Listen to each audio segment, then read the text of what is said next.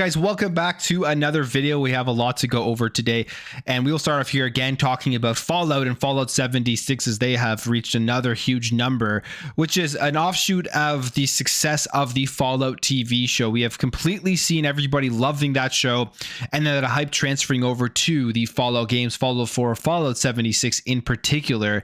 And it's a big reason why these companies now are going out and taking their IPs and expanding them out to different universes on TV and in movies, so that they can try to attract new players and new customers to what they've already currently created. Now, before we do continue, if you are new here and you enjoy daily gaming news content, make sure to hit that subscribe button. If you've been watching for a while, which I see a lot of you have been, hit the subscribe button. And if you like Spotify, check out my Spotify. The link is in the description below. But Fallout 76 has attracted over 1 million players in a single day. Bethesda is saying, again, this is because of, in my opinion at least, the Fallout TV show and the huge success of it. They say here, thank you to over 1 million of you who have adventured with us in Fallout 76 in a single day, and almost 5 million across all Fallout games in a single day. It's amazing to see the large influx of new Appalachian adventures and how our awesome community has welcomed them. And they say a very exciting moment with many more to come. They put out a tweet here on social media with the Fallout graphics and all that stuff. So pretty impressive, I have to say, how big of a jump these games have taken just because of the TV show. My biggest question coming out of all of this is how many of them are new players, and how many of them are going to be staying on these games far after the hype of the Fallout TV show has died, or after they've finished watching it. All of that type of stuff will be interesting to track. I'm sure Xbox is going to be tracking all of those analytics and all that data, and then thinking, what other IPs can we expand out into other universes, into other mediums, in order to attract new players to games? What games need a little bit of a push? They're strong IPs. They just need more people jumping in, knowing about them, and getting excited for them. They may consider going out there and creating TV shows for them. The Gears show is one that I'm extremely excited for. I hope they knock that one out of the park, similar to what they did with the Fallout show. And I can't even imagine how big of a jump those games are going to get once that TV show does come out. My hope for the TV show really is they have the Gears collection, if they are still going to be releasing that, ready to go when that TV show launches. Because imagine the TV show comes out, it's great, everyone's loving it and watching, and they want to go and play Gears. Instead of having to go and download every single one and play through them again, they could just bring in everybody into a single game and just have tons of people online, similar to what the Master Chief Collection has for Halo, and just have just great multiplayer matches. And just, it'll be an awesome thing to see if they were to bring out the Gears collection and have something like this happen, where a TV show gets a bunch of people playing it again. And I would love to see Xbox capitalize on that for that IP. But very cool here for Fallout 76, over 1 million players in a single day, and a lot of it has to be credited for sure to the marketing of the TV show, the success of the TV show, and the universe, and people loving the Fallout universe. All right, let's talk about Assassin's Creed Hexe. We know Assassin's Creed has a bunch of games in the works. The big one I'm really looking forward to coming out this year is that open world RPG Assassin's Creed set in feudal Japan. I think it's going to be very good. But then there's Assassin's Creed Hexe here, which we haven't seen very much about. It does look more like a horror style of Assassin's Creed, just based off of the actual imagery that we've seen from the game. But it looks like we have some early details on it here from Insider Gaming. It says details on Assassin's Creed Hexe are few and far between. Officially, the series vice president and executive producer Mark Alexis Cote alluded that the game will be different from past entries and developed by Ubisoft Montreal. From the game's official tease, we know that it will lean heavily into witchcraft, and the game is rumored to be set in Central Europe during the 16th century Holy Roman Empire. So that alone has me excited, because that setting, I think, will be very, very cool, how they're going to go about with witchcraft and the Roman Empire and all of that stuff. It says Insider Gaming understands that the game is still in relatively early stage of development and is expected to be released in 2026 on the Infinity platform. And the Infinity platform, when it comes to Assassin's Creed, is basically the platform they want to keep you in as one of their fans, where you never have to leave it. You can go onto your console, go onto your PC, and you're always going to be in the Assassin's Creed universe, rather than being sidetracked by a third-party store and potentially not playing one of their games. So depending on how much of an Assassin's Creed fan you are, you may like it, you may hate it, but I wonder what kind of incentives they will have on there other than just launching the games to keep you on the Infinity platform. Hexe here is to be understood as a more linear experience compared to its predecessors, with some elements of open world exploration, somewhat akin to the earlier Assassin's Creed games. I mean, we've already kind of seen that with Assassin's Creed Mirage that recently just came out, and that game I thought was a very nice throwback to the old Assassin's Creed. I really did enjoy it. So I'm kind of thinking it's going to be more like that, but maybe slightly more open world, but definitely more linear in its progression.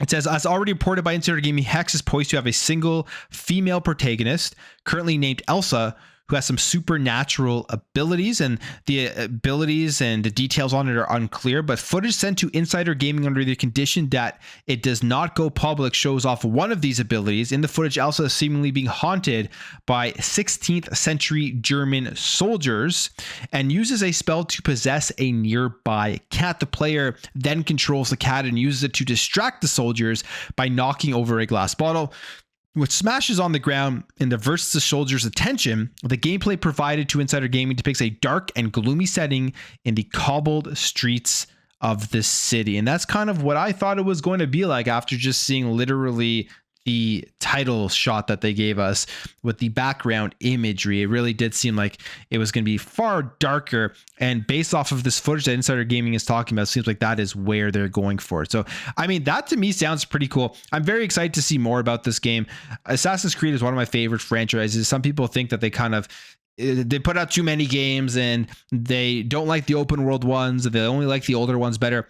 I honestly like them all. I've played pretty much all of them, so I'm very excited to see what they do here. And I think it's a very smart move here by Ubisoft with the series by giving people both worlds, giving the open world RPG and then allowing that to last for long, because they're extremely long games. You could put hundreds of hours into them, and take a break the next year by giving a smaller game so people can kind of digest that open world over a long period of time, because they put out DLC and all of that type of stuff. All right, jumping over here, let's talk about ex-Lionhead devs. They're explaining why they have announced and shelved a brand new game. Kind of a weird situation going on here, but an independent UK developer says that it's been forced to announce and postpone its game on the same day. Very odd. I don't know how this really happens, but at the same time, they've also had to lay off more than half of its staff.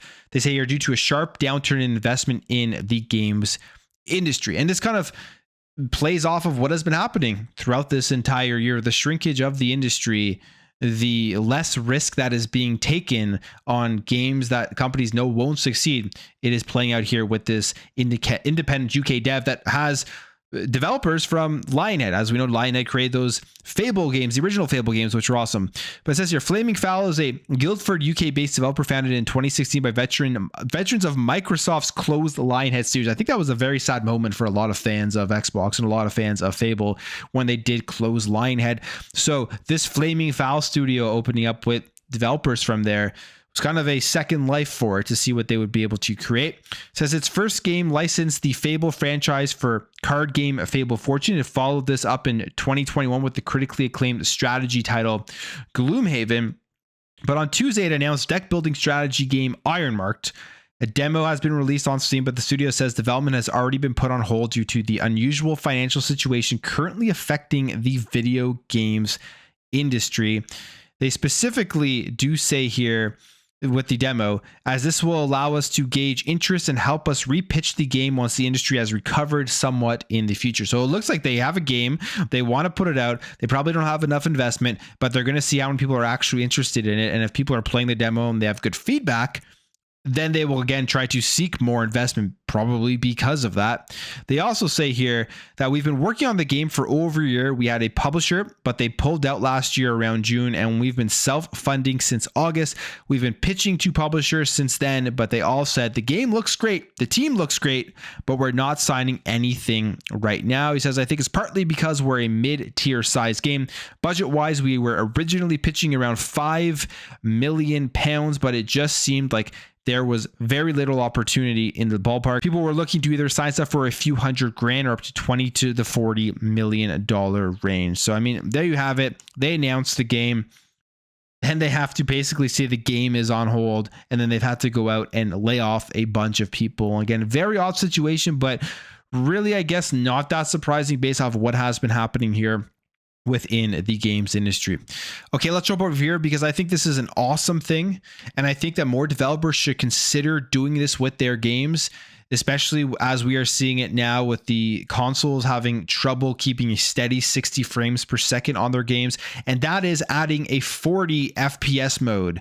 Avatar Frontiers of Pandora with the recent update is adding 40 FPS mode here on the Xbox Series X. It says Avatar Frontiers of Pandora has received a new patch on the Series X and S today in the form of update 3.2. One of the biggest updates here is a new 40 FPS performance mode that supposedly works across all consoles. So they say supposedly because companies, they promote updates on the Xbox Series X and S banner, but then later find out that it's only on the Xbox Series X. So there is still kind of that question about if this is going to be something that does run on the Xbox Series S. I feel like they could. I mean, Ubisoft has been pretty good at their performance of their games. I mean, one of the games you have to remember when the Series X and S launched was Assassin's Creed Valhalla. And I know that's a game that is right at the beginning of the generation, but it was a major game, large, huge scope, great graphics. And they got a 60 FPS mode on the Xbox Series S for that game. Now, Avatar's Frontier of Pandora is a better looking game. It's one of the best looking games, I think, last year. And they still had some great performance coming out of it. So I wouldn't be surprised, though, if they were able to work their magic and get 40 FPS running on the Xbox Series S as well. But I think this is a great thing that more developers should be doing. Give that option of a 40 FPS mode. Yes, it's not 60, but you do definitely feel that difference going from 30 to 40 FPS. And I will take 40 FPS any day of the week over not having any option at all and only having the 30 FPS option. So this is cool, and I hope this is kind of something that other developers can look at, see how it's implemented, and see how people enjoy this mode, and then decide, hey, we are going to make sure that our performance mode gives that 40 FPS at the very least, and give people that option. Specifically here, though, they do say, as for the Series X, the 40 FPS mode is designed for TVs that support up to 120 Hertz, and it's another alternative to the 30 FPS and 60 FPS options at your disposal. So very cool. I can't wait to see just how this kind of feels with the 40 FPS mode going between 30, 40, and 60 and just feeling out the differences between them. All right, jumping over here, let's talk about Atari, a company we don't really talk too much about, but we are talking about them today because they have brought Infogrames back to life. So this is a publisher from the 1980s. They were a big player in the video game industry. In fact, they've had tons of games. They say over 200 games during its lifetime, and some of the big ones here: Alone in the Dark, Driver, Enter the Matrix, Hogs of War, Neverwinter Nights, Outcast, Roller Coaster Tycoon, Sonic Advance, one of my favorite games on the Game Boy Advance, Stuntman, Unreal Tournament, and V-Rally. Those are just some of the big ones, and it looks like Atari is bringing them back here. They say, following an extensive turnaround strategy and a few new appointments in the leadership team, Atari SA has just announced a revitalization of the Infogrames label.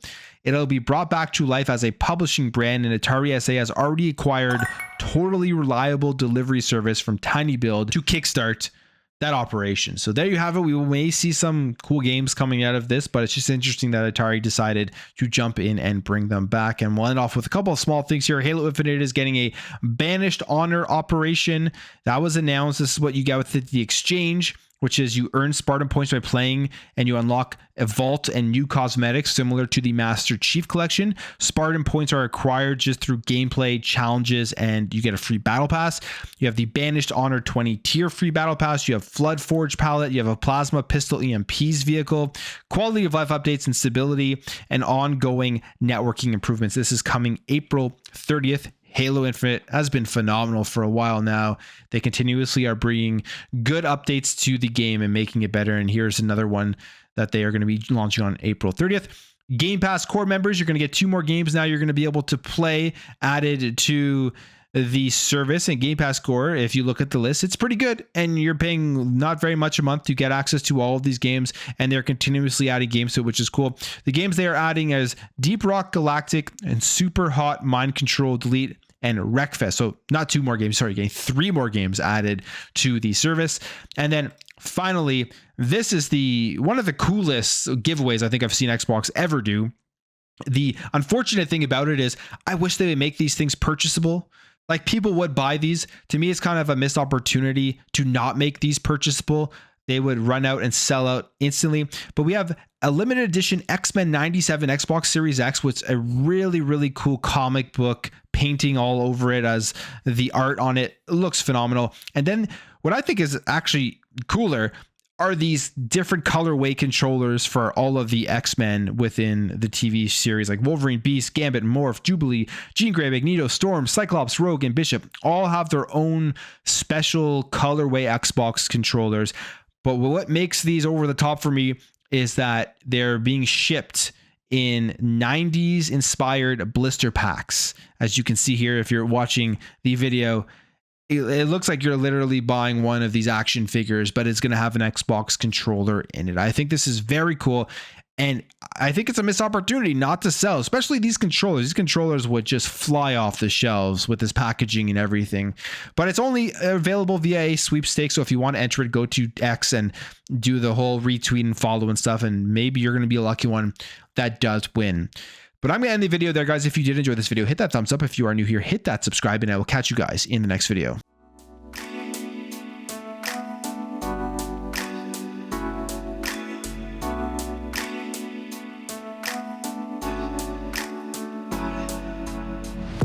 Bye.